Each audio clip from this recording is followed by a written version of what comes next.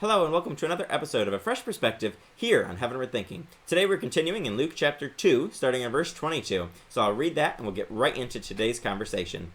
When the time came for the purification rites required by the law of Moses, Joseph and Mary took him to Jerusalem to present him to the Lord.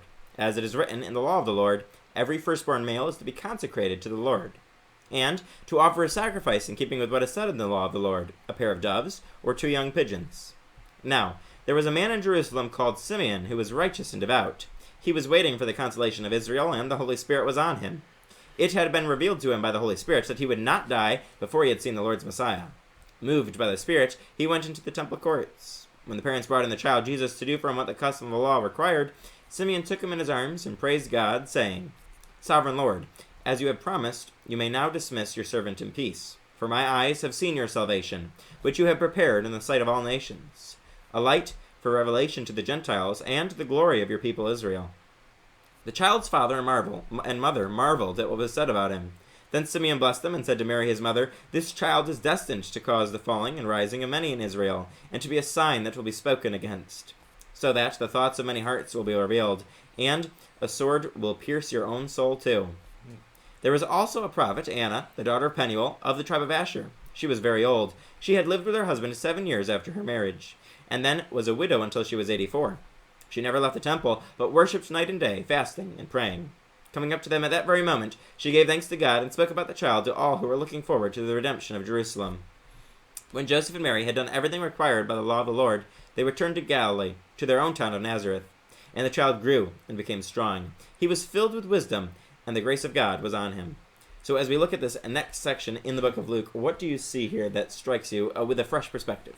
Well, it's important to understand that God was affirming all of this in multiple different ways, right? So we talked last time about the Christmas story and all the different characters and finding yourself in that. And then it moves on to, this scene of people who had been promised that they wouldn't die, right? People who recognized what God was doing, seemingly in tune with God. These are all super important things, right? That, again, people who are affirming this story, people who are affirming that God told them exactly what was going to happen, or that they were going to get to see this, or that they were going to be a part of this, or just what was in them, the spirit that was in them was communicating, truths, right? About what God was doing, that God is constantly doing this. When he's getting ready to move, when he's getting ready to work, he's communicating to the weirdest and the oddest of people. There's no reason that these people should know other than, hey, we know that in 8 days Jesus is going to come to you, right? So he's ahead of time, right? Again, if this had been any other time, none of this would have happened, right? He would have been dedicated, not necessarily maybe in the temple, but in the synagogue or wherever. Like, none of this would have happened, but God was way ahead of the game in this. Absolutely. And it's amazing as we look through this, as you said, all these are affirmations of what God's plan is, of what he's doing, of the promises that he had already made throughout the Old Testament, and then to Mary and Joseph. And he continues to just reaffirm and show that there is something special about this Jesus. There's something special about this baby, that he is going to become the Messiah. And we see here that he uses unlikely people in Simeon and in Anna. And we see that he includes these people in here that we wouldn't probably include. This old man, this old woman who maybe wouldn't have been honored in a culture like this in the way that they're honored here. They get to be some of the first to see and recognize who Jesus really is and what God really is going to do. And it gives us a little glimpse right off the bat of what Jesus is going to do, who he is, what God's going to do through him. He's going to be a light for revelation and the glory of the people of Israel. He is going to be the Son of God, become the Messiah. And it's important to get this glimpse so that we understand throughout Jesus' ministry who he is and what he's going to do. Yeah, I think it's very interesting because you have Simeon here, who is someone who was looking forward to God, what God was going to do, right? So it's no wonder that God included him in the plan. He was looking to God, looking forward to God. And then you look at Anna, and I just always laugh because it's another women's lib moment, right? It's another moment where God used a woman in an unlikely position at that time, in an unlikely place, a prophetess is what mine says, to be a part of this story. But when you start breaking it down, what I love is in Simeon's, right? The whole first section is this is what God said, and he saw the Messiah, and now he says, oh, I can die now, you get this whole big thing. But then when you pick it up in verse 34, like this is where the meat of what Simeon's about. He's going to make a declaration, right? But this is a crazy declaration, right? It's indeed this child, right, is destined to cause the fall and the rise of many in Israel, and to be a sign that will be opposed, right? So you look at this whole thing and you say, this is not the way that people would have thought it. From the very beginning, Simeon says, yeah, you know what? People are going to oppose the Messiah.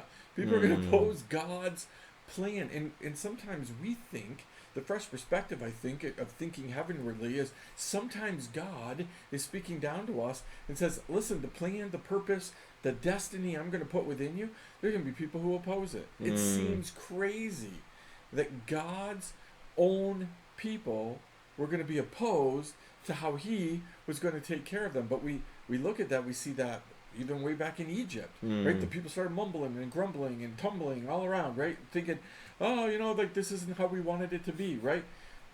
This is important. But even he goes a step further, and Simeon looks at Mary and says he's even going to pierce your heart, which means there's nobody, even the closest to Jesus, handpicked by God, everybody has to deal individually with what they're going to do with Jesus. And that's going to be a theme throughout the book of Luke, is seeing what each individual does with Jesus. How do they respond with what Jesus is teaching, with what he's doing and what he's going to do, and what his mission truly is. And we're going to see that throughout the book of Luke. But as you said, it's a powerful declaration because it goes against what we think. We think that if God showed up, then everyone would just be perfectly united together, and that they would all come together and just love whatever God's doing, and it would be this great big unifying moment. But we see even when Jesus eventually describes his ministry, he explains that he came to bring a sword that would divide people, that there would be people where you'd have families divided against each other because they wouldn't agree on Jesus. There'd be people who would be called to Jesus, and there'd be people who would reject Jesus and not accept that call. So we're going to see this falling and rising happen powerfully in the people of Israel, just as Simeon is saying here, that there's going to be an uprising. There's going to be a big movement, but there's going to be people who oppose him just as much as there's going to be people who love what he's saying, even though they don't fully grasp it during his ministry. But there's going to be this division, and there's going to be, as you said, each person having this difficult choice. What are you going to do with Jesus? Well, you know what, I also think, the ending statement, I don't remember what yours says, but my version says at the end of 35 there, that the thoughts of many hearts may be revealed. Listen, Jesus is not here, right, to cover up things and worship. He's here to reveal, and we forget that word. That word revealment is so important in the ministry of Jesus. He's revealing the true hearts of men and women and children. Why? Because he wants nobody to perish, right? And so he wants us to have freedom. And again, we live in a church culture that means, listen, if you can pretend like you're perfect, then you can serve in church. If you can pretend you have it all together, then you can serve in church. And God said, that's not what's going to happen in real church. In real church, people's thoughts, not just the words and the action, the thoughts are going to be revealed. Why? Because Jesus wants you to be pure and right and holy and all these things. So he's constantly going to reveal that, right? Not necessarily to everybody out in the public. He's going to reveal it to you. You're going to know where you really are. The truth of the matter is, all of these people ran into a baby Jesus and instantly had to deal with what they were going to do with Jesus. That's no difference than what we do as adults, right? We're not running the people coming up through. They're running into the grown-up Jesus, right? And they have to still do the same thing. Look at all the times that Jesus reveals to people where they really are in life, right? And then Anna does the same type of thing. But I love the wording, right? Because in verse 38 it says, at that very moment she came up, began to thank God. That's the first thing we ought to do. That's right there is a fresh perspective. Why don't you start with thanking God rather than the list? But then he says, and to speak about him to all who were looking forward to the redemption of Jerusalem. From the very beginning, God's concept was Jesus is available to everybody, but only the people who really want this are really going to get it. I think it's the same way today.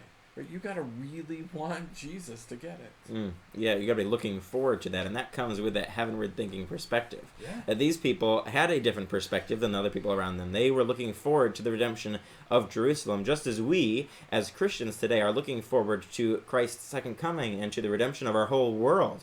So we have to be looking for something different. We have to have that different, fresh perspective, that different thinking of heavenward thinking, where we're looking for what Jesus is going to do.